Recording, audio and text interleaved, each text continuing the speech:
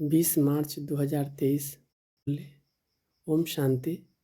बाप दादा मधुबन। मीठे बच्चे, सच्चे बाप के साथ सच्चा होकर रहो तो कदम कदम पर पद्मों की कमाई जमा होती जाएगी। प्रश्न: कौन सी प्राप्ति भगवान के सिवाय दूसरा कोई करा नहीं सकता? उत्तर: मनुष्य को चाहना रहती है हमें शांति व सुख मिले।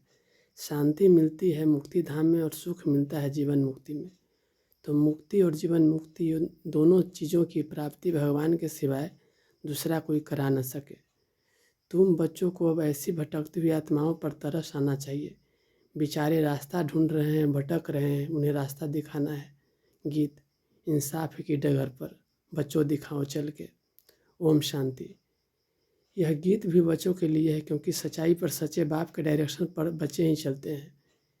फिर कई तो अच्छी रीति चलते हैं, कई नहीं भी चलते हैं, तो चलेंगे वहीं उच्च पद पाएंगे, नहीं चलेंगे तो वह उच्च पद पा नहीं सकेंगे। बाप व साजन के साथ सच्चा रहना है, क्योंकि उनकी सच्ची मत मिलती है, दूसरे सब झूठी मत देते हैं। मनुष्य को सब झूठी ही मत देते हैं। गाया हुआ है झूठी माया झूठी काया। यहाँ तो झूठ ही झूठ है। सच खंड में झूठ होता नहीं। जिस सच खंड के लिए तुम पुरुषार्थ कर रहे हो, तो बच्चों को बाप से बहुत सच्चा बनना है, फिर भी बेहद का बाप है। सच्चा हो रहने से कदम कदम पर पदमपति होते रहते हैं। झूठे तो पदमपति नहीं बनेंगे। तो बाप के साथ झूठ बोलना बड़ा खराब है। सदैव सच्चा हो रहना चाहिए, नहीं तो सचखंड में इतना पद पा नहीं सकेंगे। अच्छा, यह तो हुई बच्चों प्रति सावधानी। अब बच्चों को किसको समझाने की तरकीब भी सिखाना है कि बेसमझ को कैसे समझाए। बेसमझ क्यों कहा जाता है? क्योंकि मनुष्यों को समझ नहीं है। कहते हैं कि मनुष्य सृष्टि रचने वाला परमात्मा है, तो वह हुआ रचता, परंतु पता नहीं है कि हमारा रचता कौन है। भक्ति आदि करते हैं शांति अथवा सुख के लिए। हम तुम भी ऐसे करते थे जबकि बाप नहीं मिला था। कृष्ण का भजन करते हैं, उनको याद करते हैं, उनको मनाने की साधना करते हैं, परंतु उनसे क्या मांगते हैं कुछ पता नहीं रहता। हमारा रचने वाला कौन है कुछ भी नहीं जानते। तुम बच्चे जानते हो, जब तक बाप नहीं मिला था तो हम अनेक प्रकार की साधना भक्ति आदि करते हैं। करते करते रिजल्ट क्या हुई? कुछ भी नहीं। सृष्टि को तो तमो प्रधान बनना ही है। फिर इतना जो साधना करते हैं उससे कुछ मिलता है व नहीं, यह विचार भी नहीं किया जाता है। अब समझते हैं कुछ भी मिलता नहीं। हमको चाहिए क्या, यह भी कोई की बुद्धि में नहीं है। सन्यासी कहेंगे निर्वाण धाम में जाने के लिए हम साधना करते हैं, परंतु वह तो जिसको रास्ता का पता हो, होकर आया हुआ है, हो तब तो रास्ता बता सके, और कोई तो रास्ता बता नहीं सकते। जो आते हैं उन्हों को पुनर्जन्म तो लेना ही है। अब अंत तक पुनर्जन्म तो लेते आना है। जब तक सृष्टि का विनाश हो व सृष्टि रूपी झार जर्जरीभूत हो, तब तक तो सबको रहना है। मनुष्य कईयों के लिए समझते हैं फलाना ज्योत समाया वैकुंठवासी हुआ, वह स्वर्ग पधारा। वास्तव में स्वर्ग में तो पधारा कोई नहीं है। स्वर्ग कहाँ होता है, निर्वाण धाम कहाँ होता है, वहाँ क्या होता है, वहाँ जाकर के फिर आना कब होता है, कुछ भी नहीं जानते। तुम सब कुछ जानते हो नंबरवार पुरुषार्थ अनुसार। कोई भी आए तो उनसे पूछना चाहिए तुम क्या चाहते हो। गुरु करते हो तो दिल में चाहना क्या है, वास्तव में उनकी चाहना तो तुम ब्राह्मण ब्राह्मणी यहाँ जानते हो। चाहना क्या रखनी चाहिए, किस बात की चाहना रखनी है, यह भी कोई जानते नहीं। यहाँ कुछ अच्छा नहीं लगता है तो उनसे छुटकारा पाने की साधना करते। अब जाने के लिए धाम है दो, निर्वाण धाम वह है शांति धाम, वहाँ आत्माओं का निवास होता है। क्या तुम उस धाम में जाना चाहते हो? तुम बच्चों को तरस पड़ना चाहिए। बेचारे भी भटकते रहते हैं, रास्ते को कोई जानते ही नहीं। गाइड है ही एक, वह सभी को दुखों से छुड़ाकर सुखधाम में ले जाने वाला है, जीवन मुक्त बनाने वाला एक ही है। वह जब तक न आए तब तक कोई भी मुक्ति जीवन मुक्ति की प्राप्ति हो नहीं सकती। यह दोनों प्रॉपर्टी है ही एक बाप की पास। जब तक भगवान भक्तों के पास न आए तो वह चीज़ मिल नहीं सकती। स्वर्ग में सुख और शांति दोनों है। शांति क्यों कहा जाता है? क्योंकि वहाँ लड़ाई झगड़ा आदि होता नहीं। बाकी असली शांति धाम तो है निर्वाण धाम, जहाँ सभी आत्माएं शांत रहती हैं। फिर आत्मा को जब ऑर्गेन्स मिलते हैं तो बोलती है, तो वहाँ सुख शांति दोनों ही है। सुख होती है संपत्ति से, वहाँ सतयुग में तो संपत्ति बहुत है। यहाँ संपत्ति नहीं है तो मनुष्य बेचारे रोटी टूकर भी मुश्किल खा सकते हैं। संपत्ति है तो एरोप्लेन, बड़े बड़े महल आदि सब वैभव है। तो संपत्ति भी चाहिए, फिर शांति भी चाहिए, निरोगी काया भी चाहिए। यह सब देने वाला बाप है। समझाया जाता है यह कलयुग है दुख धाम। नई दुनिया है सुखधाम, वहाँ दुख होता नहीं। पवित्रता सुख शांति वहाँ सब है। दूसरा है मुक्ति धाम, वहाँ कोई सदैव रह नहीं सकता। पुनर्जन्म ले फिर पार्ट जरूर बजाना है परम धाम में। तब तक रहते हैं जब तक पार्ट में आए। सच्चे स्वीट होम को याद करते हैं। नाटक में हमेशा नंबर्स की लिमिट होती है। फलाने ड्रामा में इतने एक्टर्स हैं, यह तो अनादि बना बनाया ड्रामा है, लिमिटेड नंबर है। भारत में 33 करोड़ देवताओं की लिमिट है। इस समय तो बहुत कन्वर्ट हो गए हैं। तो पहले पहले जब कोई आए तो उनसे पूछना है दिल में क्या आश है, क्या चाहते हो। दर्शन से तो कोई फ़ायदा नहीं, गुरु के पास कोई आस लेकर जाते हैं। एक तो आस रहती है कुछ मिला, आशीर्वाद दे, हम फलाने में जीते। कोई कहते हैं हमको ऐसा रास्ता बताओ जो हम सदैव शांति में रहे। मन बड़ा चंचल है, बोलो शांति तो मिलेगी परम धाम में। एक है शांति धाम, दूसरा है सुख धाम, तीसरा है दुख धाम। तुम क्या चाहते हो। तो फिर हम बताए कि यह साधना अथवा पुरुषार्थ करो। साधना और पुरुषार्थ एक ही बात है। भक्त साधना करते हैं और जगह जाने के लिए अथवा वापस परम धाम जाने लिए। मोक्ष तो कोई पा न सके, यह बना बनाया ड्रामा है। सन्यासी को फिर अपने सन्यास धर्म में आना ही पड़ेगा। क्रिश्चियन धर्म फिर क्राइस्ट द्वारा जरूर स्थापन होगा।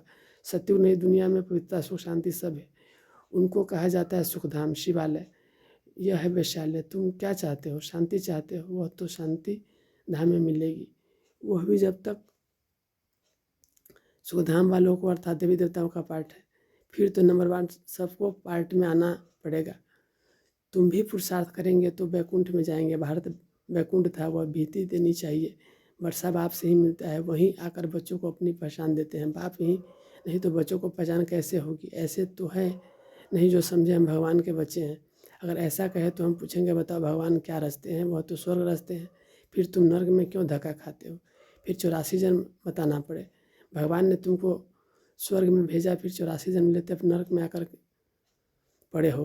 अब 84 जन्म पूरे हुए, तुम यह नहीं जानते हो, हम बताते हैं। तुम पहले स्वर्ग में थे, फिर 84 जन्म हो गए हैं। अब फिर बाप और स्वर्ग को याद करो। कमल पुष्पमान पवित्र रहना होगा। सन्यासियों को भी समझाना है तुम्हारा 8 योग है। यह है राजयोग। गृहस्थ व्यवहार में रहते कमल फूल समान रहना है। यह प्रवृत्ति मार्ग है, तुम्हारा पंथ ही अलग है निवृत्ति मार्ग का। यह प्रवृत्ति मार्ग है जीवन मुक्ति पाने का, हमको भी बाबा ने बताया है। अब तुम बाप को याद करो तो अंतमति सोगति हो जाएगी। विकर्मों का वजह विनाश तब होगा जब बाप को याद करेंगे। यह 2 स्थान है जहाँ सुख शांति मिल सकती है। तुमको क्या चाहिए, क्या स्वर्ग में जाना चाहते हो। गाया जाता है तुम माता पिता, अगर तुमको सुख हनेरे चाहिए तो गृहस्थ व्यवहार में रहते राजयोगी को पावन भी रहना है। फिर दोनों में से जो रहे बंधाए मानी नहीं है। स्वर्ग का मालिक बनने वाला नहीं होगा तो लटकना थोड़े ही है। बाप और वर्षों को याद करना है और पवित्र रहना है। एक सन्यासी ने लिखा है कि मैं साधु हूँ परंतु रास्ते का पूरा पता नहीं पड़ता है। सुना है आपके द्वारा रास्ता मिलता है, अब क्या करूँ।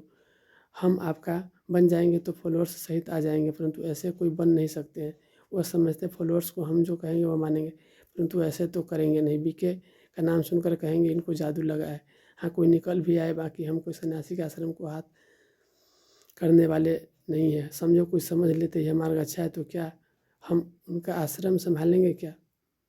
हाँ बच्चियाँ जाकर भाषण करेगी, अगर पसंद आएगा तो रहेंगी, बाकी आश्रम को हम क्या करेंगे। लिखा है हम आकर कुछ शिक्षा पा सकते हैं तो उनको लिखना पड़े। तुम साधना करते हो, कहाँ जाने लिए एम ऑब्जेक्ट से, किससे मिलना चाहते हो, कहाँ जाना चाहते हो। तुम तो हो हठयोगी सन्यासी, हमारा है राजयोग। यह सिखलाने वाला है परमपिता परमात्मा।